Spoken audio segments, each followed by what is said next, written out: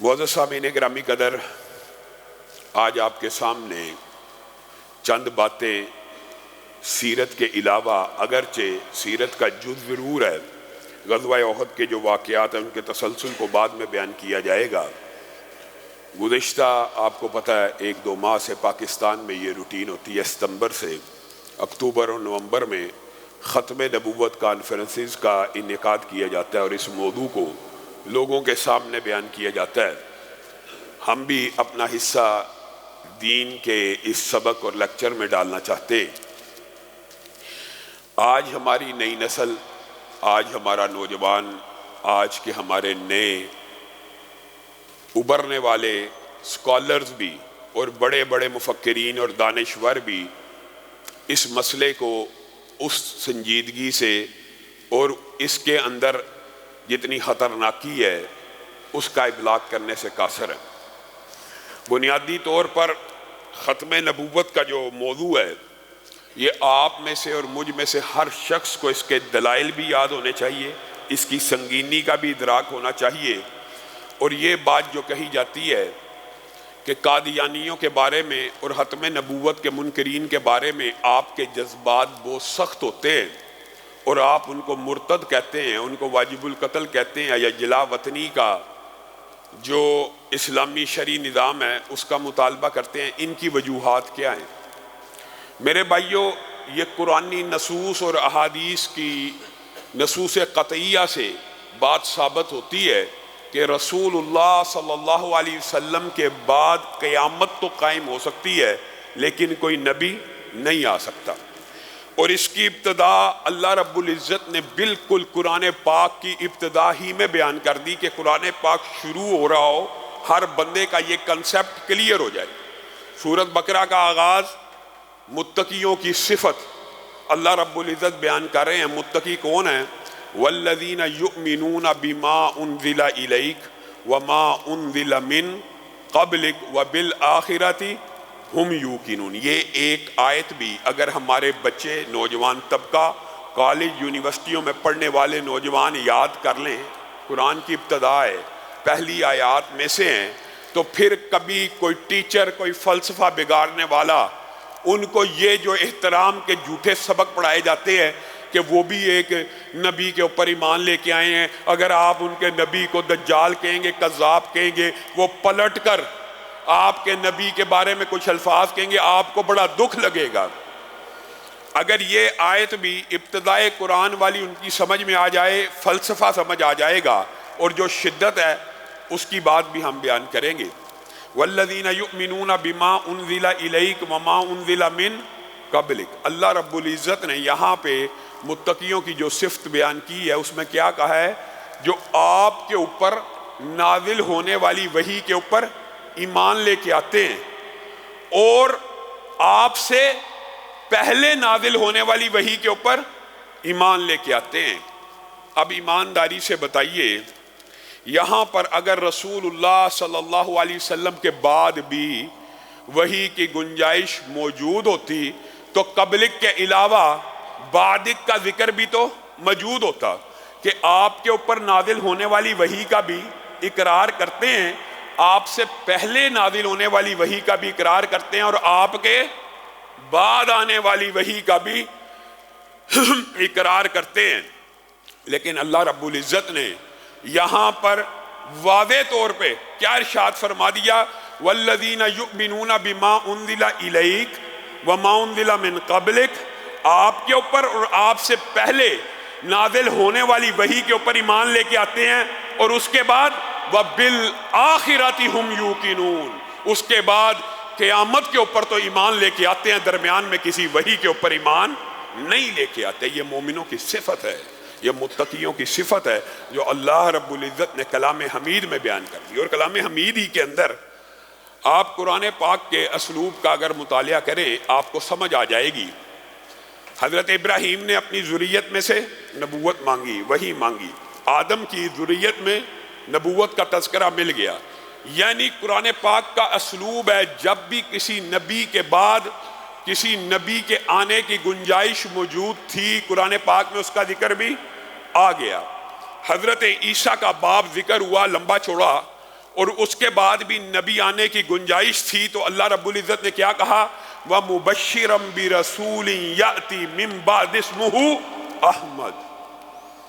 آپ کے بعد بھی، عیسیٰ کے بعد بھی ایک رسول آئے گا جس کا نام احمد ہوگا، حضرت محمد رسول اللہ صلی اللہ علیہ وسلم کا ذکر قرآن پاک میں نبیوں کے بعد ایک نبی آئے گا، تم نے اس کی مدد کرنی ہے، تم نے اس کا ساتھ دینا ہے۔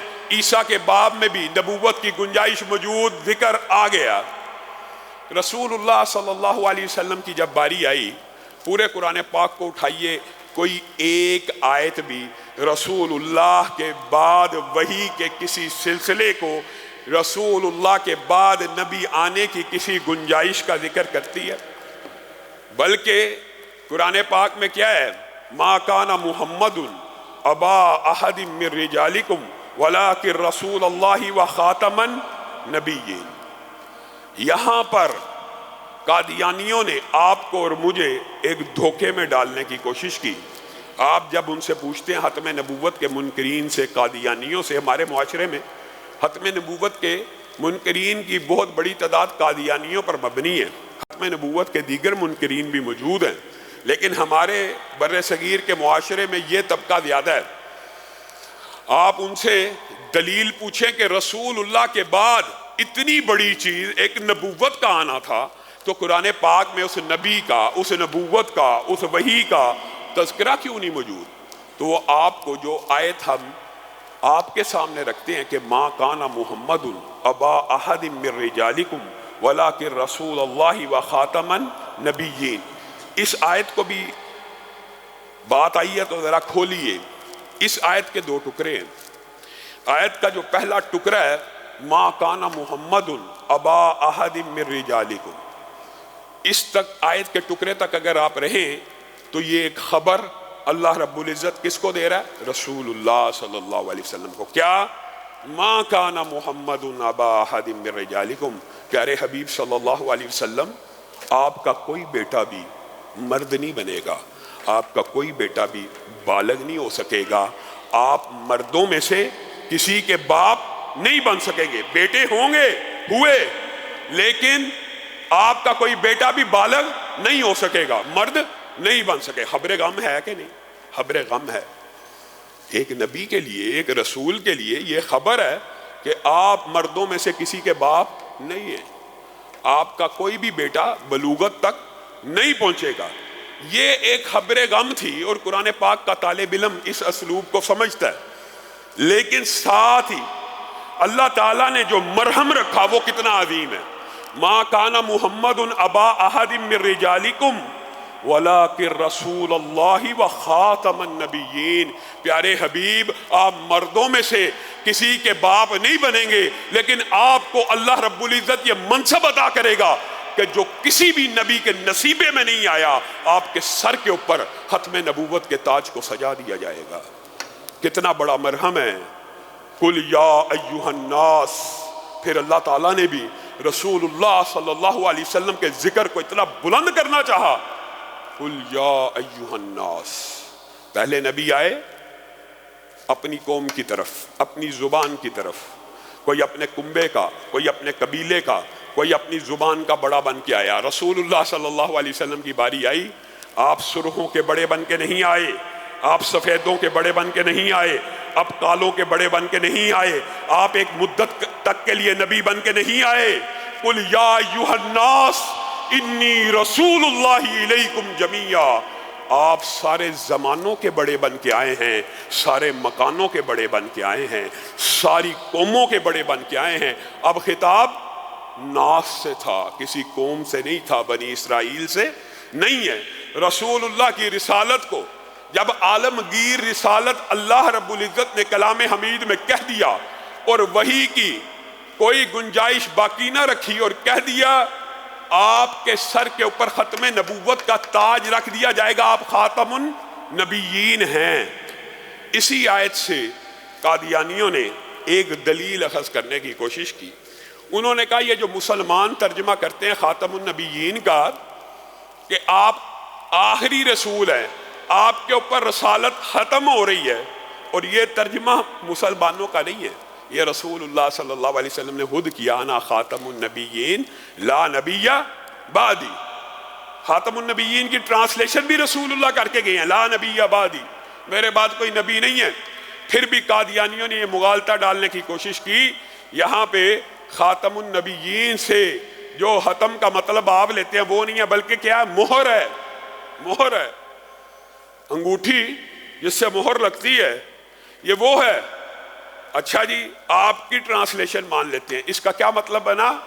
انہوں نے کہا خاتم النبیین سے مراد یہ ہے نبی تراش مہر، ایسی مہر جو نبیوں کو تراشتی ہو۔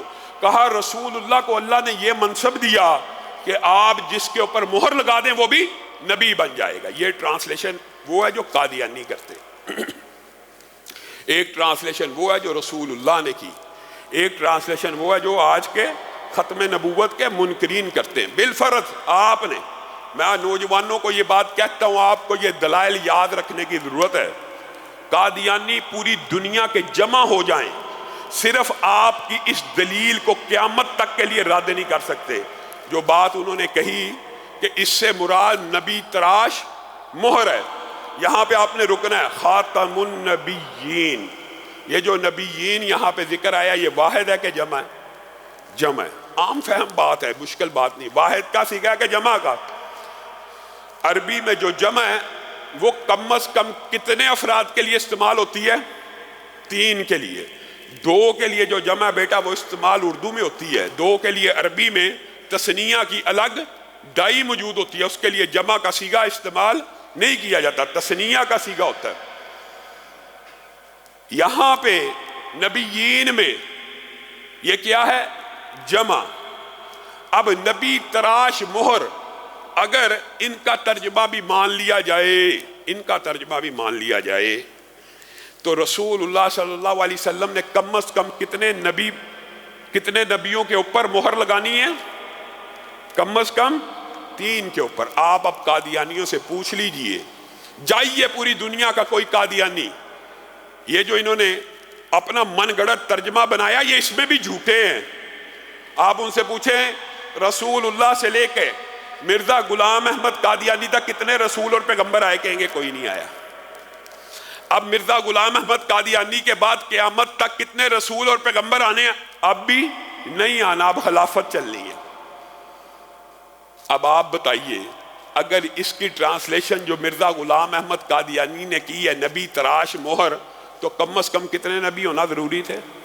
3۔ یہ تو خیر ان کا جو مغالطہ اور لوگوں کو گمراہ کرنے کے لیے جو طالب علم نئے نئے امریکہ کا ویزا، برطانیہ کا ویزا، جرمنی کا ویزا، اس طرح کی جو لالچیں دے دے کے ان کو اس بات کے اوپر ابھارا جاتا ہے۔ میرے بھائیو، یہ تو قرآن کی 2 آیات آپ کے سامنے رکھی ہیں اور اس کے علاوہ بھی متعدد آیات ہیں۔